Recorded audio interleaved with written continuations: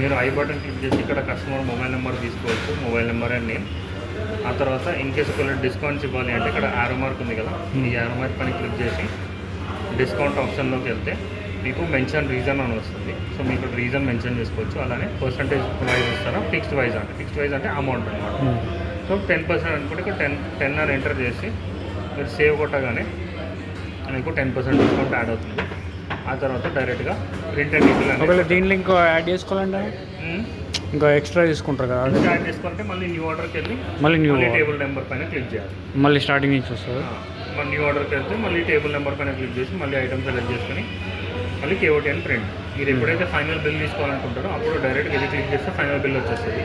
లేదు ఏమైనా like verify చేసుకోవాలి, డిస్కౌంట్స్ అప్లై చేయాలి అంటే ఇక్కడ ఈ ఐ బటన్ ఉంది కదా, ఐ బటన్ క్లిక్ చేసి యారో మార్క్ వెళ్ళిన తర్వాత ఇక్కడ డిస్కౌంట్ ఆప్షన్లో రీజన్ మెన్షన్ చేయాలి, పర్సంటేజ్, తర్వాత సేవ్ కొట్టగానే ఫస్ట్ డిస్కౌంట్ యాడ్ అవుతుంది. డిస్కౌంట్ యాడ్ అయిన తర్వాత మీరు డైరెక్ట్గా ప్రింట్ అండ్ ఈవిల్ కొట్టాలి. ప్రింట్ అండ్ ఈవిల్ కొట్టగానే బిల్ వస్తుంది. బిల్ అనేది ఇట్లా ఉంటుంది. సో ఇది bill. So once bill generate అయిన తర్వాత ఇక్కడ మీకు టేబుల్ అనేది గ్రీన్ కలర్లో చూపిస్తుంది. గ్రీన్ కలర్ అంటే ఆ టేబుల్లో ఆల్రెడీ బిల్ అనేది జనరేట్ అయిపోయింది. దానికి మీరు పేమెంట్ చేయాలి. లైక్ పేమెంట్ సెలెక్ట్ చేసుకోవాలి. అంటే ఇప్పుడు 1670 ఏదైతే ఉందో అమౌంట్ ఆన్లైన్ దానికి పేమెంట్ ఎలా వచ్చింది అని లైక్ ఇప్పుడు ఇది క్లిక్ చేసి అది క్యాష్ ఇచ్చారా, లేకపోతే కార్డు ఇచ్చారా, లేకపోతే డ్యూవా, లేకపోతే అదర్ అంటే యూపీఐ పేమెంట్ చేస్తే అదర్లోకి వెళ్ళి యూపీఐ సెలెక్ట్ చేసుకుని సెటిల్ అండ్ సేవ్ కొట్టాలి. సెటిల్ అండ్ సేవ్ కొడితే మీకు అప్పుడు టేబుల్ అనేది సేవ్ అయ్యి క్లియర్ అయిపోతుంది. సో ఇది టేబుల్ ఆర్డర్ టేకింగ్ ప్రాసెస్ అనమాట. ఇన్ కేస్ టేక్ అవే అనుకోండి, ఇక్కడ టేక్ అవే పైన క్లిక్ చేయాలి. టేక్ అవే పైన క్లిక్ చేస్తే మీకు లెఫ్ట్ సైడ్లో సేమ్ మీకు కేటగిరీస్ కనిపిస్తే ఐటమ్ సెలెక్ట్ చేసుకోండి.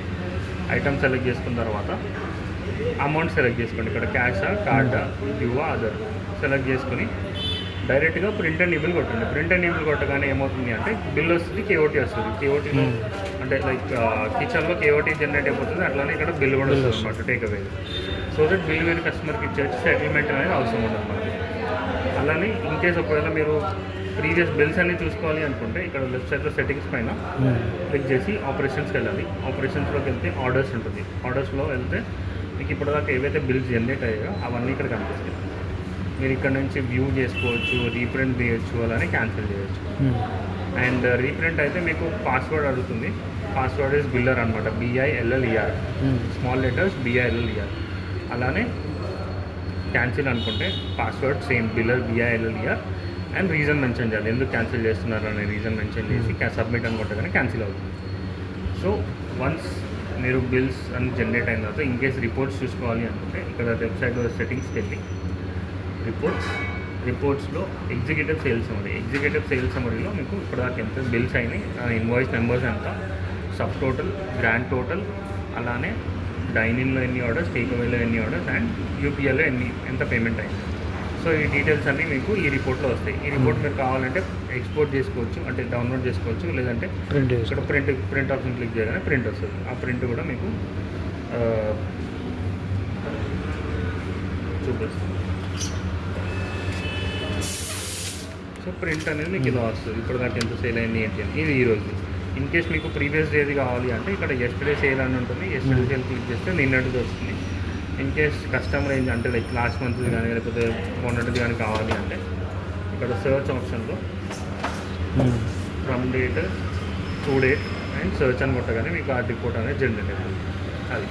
And in case item wise sales కావాలి అంటే ఇప్పుడు ఒక్కొక్క ఐటమ్ ఎంత క్వాంటిటీ సేల్ అయిందని చూసుకోవాలి అంటే ఇక్కడ వెబ్సైట్లో సెట్టింగ్స్, రిపోర్ట్స్లో ఐటమ్ సమరీ అని ఉంటుంది. ఐటమ్ సమరీలోకి వెళ్తే ఇప్పటిదాకా ఏమేమి ఐటమ్స్ సేల్ అయ్యాయి, ఎంత క్వాంటిటీ వచ్చింది అండ్ అలానే ఎంత అమౌంట్ అనేది జనరేట్ అయింది ఆ టోటల్ క్వాంటిటీ ఆ ఐటమ్స్ నుంచి అని ఇక్కడ చూస్తుంది. ఇక్కడ నుంచి కూడా మీరు ప్రింట్ తీసుకోవచ్చు, డౌన్లోడ్ చేసుకోవచ్చు.